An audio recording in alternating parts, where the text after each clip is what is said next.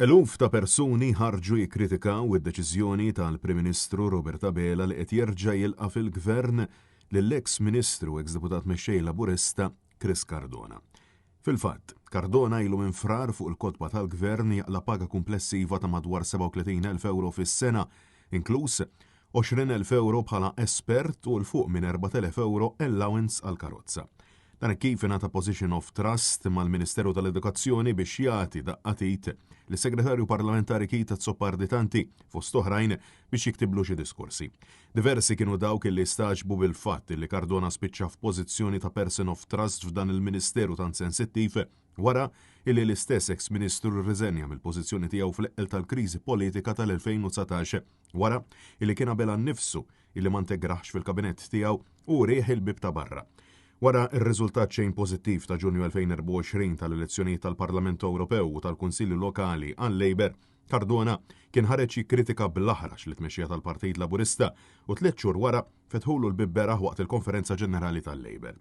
Barax ta' kritika, barax ta' kummenti għal fatt li Robert Abela qed ikollu jċedu jbaxxi rasu għar-rieda tal-faxxa ta' Joseph Muscat tant illi saħansitra wieħed mill-ftit li kummentaw favur Cardona kien biss wieħed mill-protagonisti ta' din il-ħatfa minn taħt idejn Abela, ċoe is-self-made blogger Neville Gaffa. Chris Cardona reġa' beda jidher fil-pubbliku ma' uffiċjali u deputati tal-Labor fost oħrajn ma' lissa backbencher Laburista Ramona Attard. Din mhux l-ewwel darba illi Robert Abela spiċċa kellu jagħmel U-turn jew jara kif se jakkomoda lil membri tal-faxxa ta' Muscat biex jittama li jżomm il-kontroll. Dan seħ bl-eks Segretarju Ġenerali Laburista Jason Micallef illi biex minn għalih iżommu kwiet taħ l-inkarigu li għamilha tal-osservatur fuq il-Ministri brabta mal-manifest elettorali.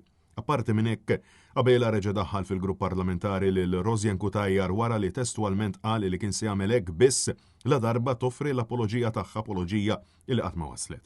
U fetaħ il-bib lil Neville Gaffa f'Għawdex u fiċ-Ċentru Nazzjonali Laburista biex jissokta bil-kampanja ta' klijentaliżmu partiġan.